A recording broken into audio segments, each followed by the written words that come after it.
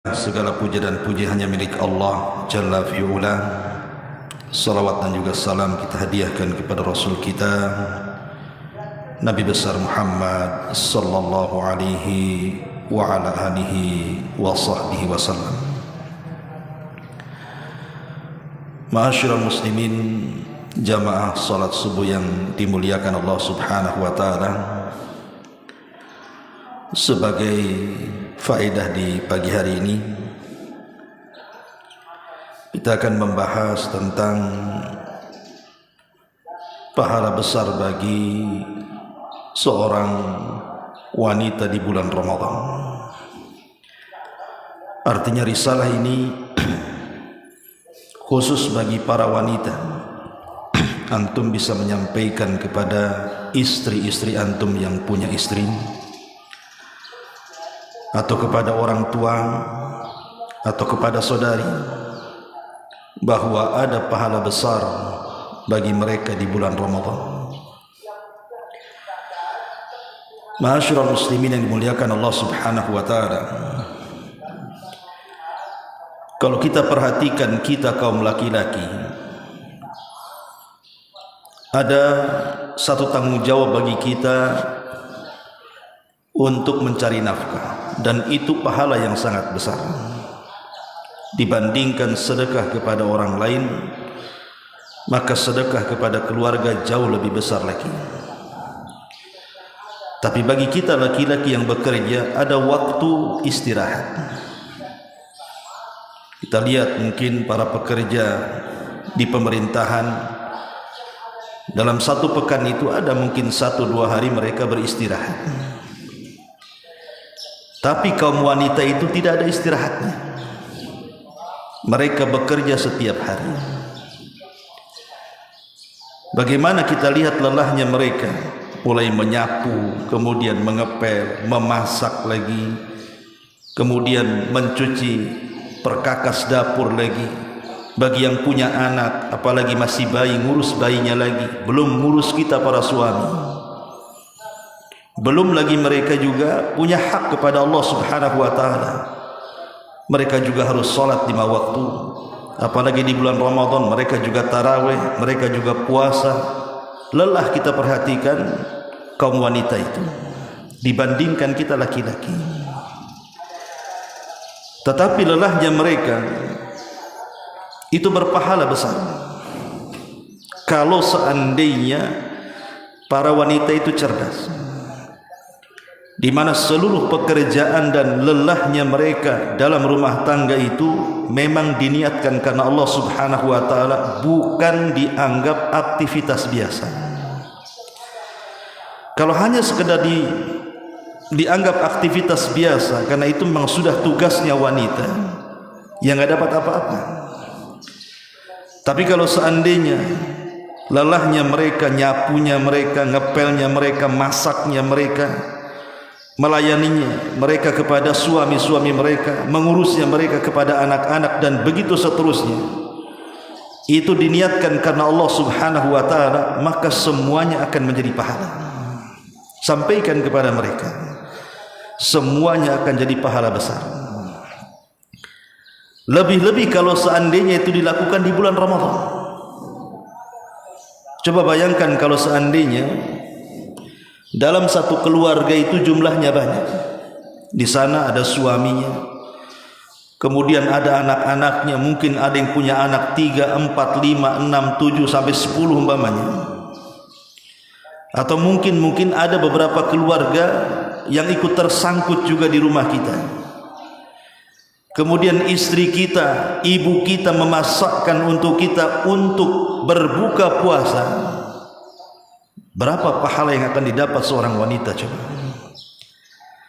Nabi SAW mengatakan, man fattara sa'iman kana lahu mithlu ajrihi ghairu annahu la yanqusa min ajri sa'imi syai'an. Kata Nabi SAW, barang siapa yang memberi makan, memberi iftar bagi orang-orang yang berpuasa, maka dia akan mendapatkan pahala orang yang berpuasa tersebut tanpa mengurangi pahala mereka sedikit pun. Coba bayangkan, istri kita masak untuk kita atau untuk anak-anak kita. Kalau anaknya 10 umpamanya, berapa banyak pahala yang dapat seorang wanita itu? Berarti dia mendapatkan pahala puasa kita dari suaminya, belum lagi pahala anak-anak yang berpuasa. Kalau 10 anaknya berpuasa semua, berarti seolah-olah dia berpuasa 10 kali. Artinya besar sekali jasanya seorang wanita ketika melayani kita dan anak-anaknya, ketika menyiapkan untuk berbuka puasa itu. Besar pahalanya. Dan ini harus diniatkan. Kasih tahu para wanita itu, niatkan ketika Anda masak, maka niatkan bahwa saya ini masak karena Allah, dan saya masak untuk memberi buka suami istri saya dan mengharap pahala Allah Subhanahu wa taala. Luar biasa. Ini kalau wanitanya cerdas, diniatkan seperti itu, maka dia akan dapat pahala satu keluarga tanpa mengurangi pahala mereka sedikit pun. Ini baru memberi makan orang yang berpuasa dari masakannya. Ma'asyiral muslimin yang dimuliakan Allah Subhanahu wa taala, belum lagi menyediakan sahur. Kita laki-laki ini kadang-kadang tidur saja kan, taunya dibangunkan oleh istri, bangun bang, sahur kan gitu. Atau anak-anak, belum lagi yang sulit dibangunkan sama istri kita. Dan sudah insting seorang wanita, karena sudah tanggung jawab dia mesti bangun tuh jam 2, setengah 3, jam 3, karena sudah tanggung jawab dia. Kalau seandainya ketika dia menyiapkan makanan sahur untuk kita itu diniatkan karena Allah, lelah letihnya, kurang tidurnya, maka itu pahala yang sangat besar. Karena bagaimanapun Nabi SAW mengatakan, tasahharu fa inna fi sahurikum barakah. Sahurlah kalian, karena dimakan sahur itu ada keberkahan. Siapa yang membawa berkah kepada kita coba, kalau bukan karena ibu kita yang menyiapkan atau istri kita yang menyiapkan? Betapa banyak barokah yang akan dapat seorang istri ketika membangunkan kita di waktu sahur. Apalagi di waktu sahur itu bertepatan dengan sepertiga malam akhir. Dan sepertiga malam akhir kita tahu hadisnya yang ma'ruf, yanzilu rabbuna ila sama'i dunya fi kulli thuluthil lailil akhir wa dzalika kulla lailatin. Di mana Rabb kita Allah Subhanahu wa taala turun di sepertiga malam akhir. Dan itu setiap malam. Apalagi di bulan Ramadan. Dan Allah Subhanahu wa taala mengatakan, man yad'uni fa astajibana wa man yas'aluni fa u'tiyah wa man yastaghfiruni fa aghfirlah. Siapa yang berdoa ku kabulkan, siapa yang minta ku kasih, siapa yang beristighfar ku ampuni dosa-dosanya. Coba bayangkan kalau seorang wanita bangun di sepertiga malam akhir, sambil menyiapkan sahur dia berdoa, sambil menyiapkan sahur dia meminta, sambil menyiapkan sahur dia beristighfar. Berapa pahala yang akan didapati seorang wanita yang menyiapkan sahur untuk kita? Belum lagi pahala menyediakan makanan untuk kita, karena kita akan berpuasa masalahnya. Jadi wasilahnya puasa kita ini itu karena mereka juga, karena lelah letihnya para wanita, para ibu yang menyiapkan makan sahur, sehingga kita beribadah puasa itu dengan nyaman. Coba kalau seandainya istri tak masak, makan sahur apa tuh? Kadang-kadang tak bangun pula kan itu. Mungkin terganggu mungkin ibadah kita. Dan ini pahala luar biasa. Ma'asyiral muslimin yang dimuliakan Allah Subhanahu wa taala, ini yang ada sangkut pautnya dengan kita, bahwa sibuknya para wanita di dapur itu ada pahala besar. Sampaikan kepada mereka, ini pahala besar. Cuman ada wanita-wanita terkadang karena tidak paham, mereka mengeluh. Justru keluhan mereka tidak akan dapat pahala. Dan lelah letihnya mereka itu menjadi wanita paling bahagia di bulan Ramadan itu, karena dia akan mendulang pahala sebanyak-banyaknya. Belum lagi disertai dengan hak mereka kepada Allah Subhanahu wa taala. Mereka juga puasa seperti kita puasa. Mereka juga salat seperti kita juga salat. Tapi kita tidak bisa melakukan apa yang mereka lakukan. Seandainya tugas wanita itu digantikan oleh kita, saya yakin antum tidak akan sanggup. Tidak akan sanggup. Dalam satu waktu dia ngurus anak, dia masak, dia ngepel, dia nyapu, dan tidak ada liburnya. Mana wanita ada liburnya? Nggak ada wanita itu ada liburnya. Kita masih ada liburnya.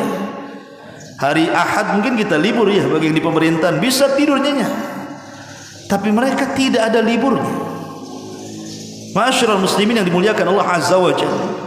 Dari sini maka harusnya kita laki-laki paham dengan mereka.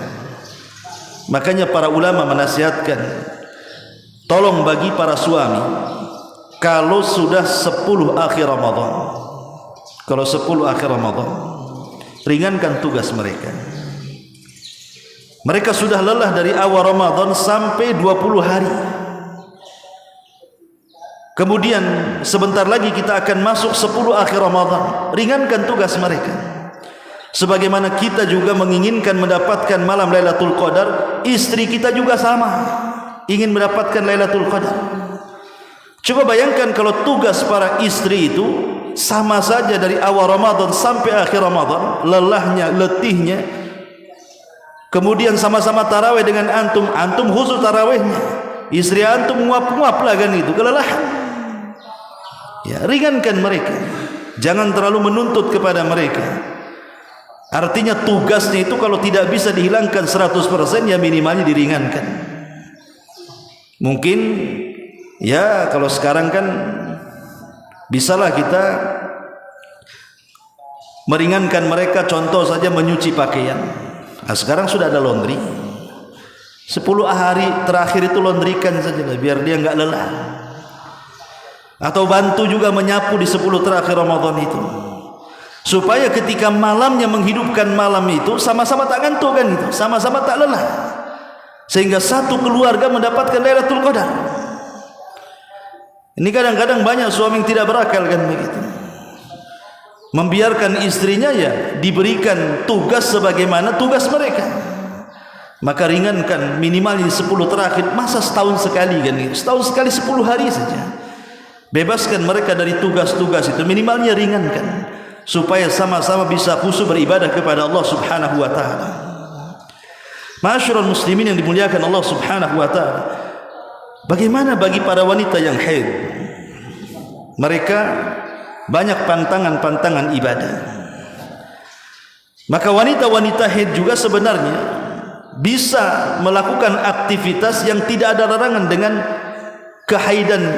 Contoh berzikir, sampaikan kepada mereka. Walaupun mereka dilarang sholat, kemudian dilarang puasa, tapi zikir kan tidak dilarang. Maka di bulan Ramadan perbanyak zikir, atau membaca Al-Quran dari handphone. Karena fatwa para ulama, membaca Al-Quran dari mushaf ketika haid dengan membaca Al-Quran dari handphone itu berbeda hukumnya. Kalau membaca Al-Quran dari mushaf, terjadi khilaf para ulama. Ada yang membolehkan, ada yang tidak, dan pendapat jumhur mengatakan tidak boleh bagi wanita haid. Tapi kalau dari handphone, ulama kontemporer, karena di zaman Rasul tidak ada handphone, tentu mengambil fatwa ulama kontemporer kan gitu, ulama kekinian. Mereka mengatakan boleh karena handphone itu bukan mushaf. Handphone itu bukan mushaf. Handphone ya handphone. Walaupun dalam handphone itu ada mushaf, tapi tidak dikatakan dia mushaf, karena bisa dihilangkan, bisa dimunculkan. Makanya para ulama membolehkan wanita haid itu membaca Al-Quran dari mushaf. Dan kalaupun mereka sudah kelelahan, keletihan karena menyapu, mengepel, mencuci, memasak, mencuci perkakas dapur, mengurus anak dan begitu seterusnya, minimalnya kalaupun mereka sudah tidak sanggup membaca Al-Quran, nasihati. Di hadapan mereka ada handphone, ada YouTube kan itu, ada program tilawatil Quran, dengarkan. Karena terkadang mendengarkan Al-Quran juga lebih terasa. Nabi SAW itu bukan hanya membaca Quran, tapi terkadang juga mendengarkan Quran. Sebagaimana dalam sebuah hadis dia meminta kepada Abdullah ibn Mas'ud ibnu Ummi Abdin ini untuk membacakan Al-Quran. Sampai-sampai Abdullah ibn Mas'ud atau kunyahnya Ibnu Ummi Abdin ini mengatakan kepada Rasul, a'aqra'u 'alaikal Qur'an wal Qur'anu unzila ilaika ya Rasul. Rasul, haruskah saya membaca Al-Quran di hadapan? Bukankah Quran itu turun kepadamu? Maka Nabi SAW mengatakan, Iqra, sudah baca saja. Akhirnya kemudian Abdullah bin Mas'ud membaca surah An-Nisa sampai kepada ayat fa kaifa idza ji'na min kulli ummatin bisyahid. Maka Nabi SAW mengatakan, hasbuka ya Ibn Mas'ud, cukup.